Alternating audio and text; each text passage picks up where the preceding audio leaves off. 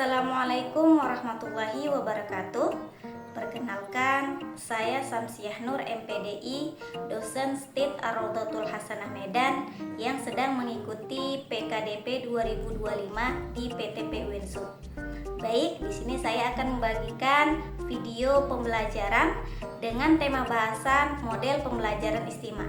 Yuk kita saksikan sama-sama. Apa sih istimewa itu? Kemudian bagaimana praktek pembelajaran istimewa diterapkan? Jadi, istimewa atau menyimak adalah salah satu dari 4 keterampilan bahasa Arab. Yang pertama, keterampilan menyimak atau maharatul istimewa.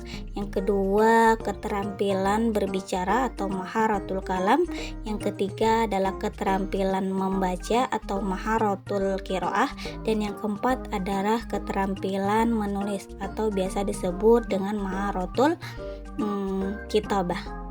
Nah, kalau menurut Tarigan, menyimak adalah suatu proses kegiatan mendengarkan lambang-lambang lisan dengan penuh perhatian, apresiasi, serta interupsi untuk memperoleh informasi ataupun memahami dan menangkap pesan yang disampaikan oleh penutur maupun pembicara. Sebelum kita membahas bagaimana model pembelajaran istimewa, maka kita akan bahas dulu apa saja yang menjadi kompetensi dasar dalam menyimak. Nah, dalam pembelajaran menyimak setidaknya ada 2 kompetensi dasar yang harus dimiliki dan menjadi salah satu indikator penilaiannya nanti. Apa saja? Yuk kita bahas. Yang pertama, identifikasi bunyi atau biasa disebut dalam bahasa Arab tamyiz al-aswat. Yang kedua yaitu pemahaman makna atau fahmu al-makna.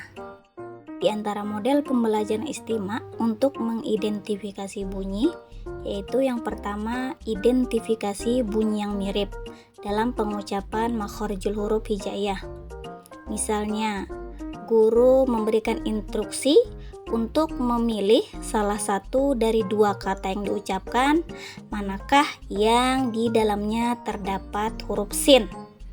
A. Apakah saro? B. Apakah soro? Maka peserta didik harus jeli memilih salah satu kata yang di dalamnya terdapat huruf sin.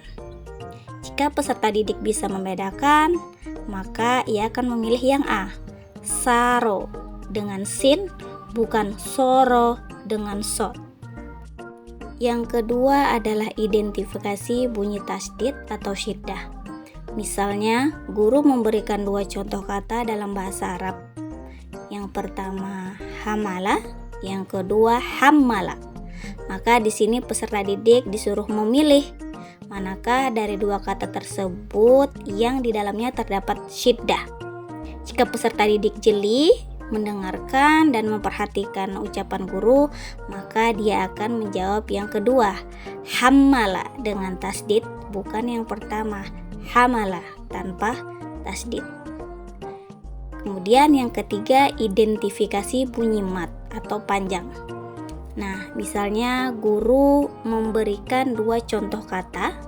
Yang pertama katibun, yang kedua katibun. Nah, di sini peserta didik juga disuruh memilih salah satu dari 2 kata tersebut yang terdapat mat atau panjang. Jika peserta didik itu paham apa yang diucapkan dan memperhatikan apa yang dikatakan guru, maka dia akan memilih yang kedua, yaitu katibun dengan mat atau panjang, bukan yang pertama, katibun yang di dalamnya tidak terdapat tanda mat. Selanjutnya, model pembelajaran istimewa dengan indikator pemahaman makna atau fahmu al-makna. Apa saja? Yang pertama, pemahaman dari segi makna satu kata. Misalnya, guru memberikan 2 kata yang mirip tapi berbeda maknanya. Contoh, kalbun dengan kolbun. Peserta didik disuruh memilih manakah dari 2 kata tersebut yang memiliki arti hati misalnya. Maka jika peserta didik tahu maknanya, peserta didik akan memilih yang B, kolbun bermakna hati, bukan yang kalbun yang bermakna seekor anjing. Yang kedua yaitu pemahaman dari segi kaidah bahasa Arab Nahwu. Misalnya membedakan makna kata muzakkar dan muannas. Lalu murid disuruh memilih salah satu kata yang sesuai dengan yang bermakna muannas. Contohnya mudarrisun dan yang kedua mudarrisatun. Jika peserta didik mampu memahami kaidah nahwu tentang muzakkar dan muannas, maka peserta didik akan memilih yang kedua, mudarrisatun, yang artinya seorang guru perempuan, bukan yang pertama, mudarrisun, seorang guru laki-laki. Nah, itu tadi macam-macam model pembelajaran bahasa Arab sesuai dengan indikator dan kompetensi dasarnya. Terima kasih sudah menyaksikan, semoga bermanfaat. Dadah.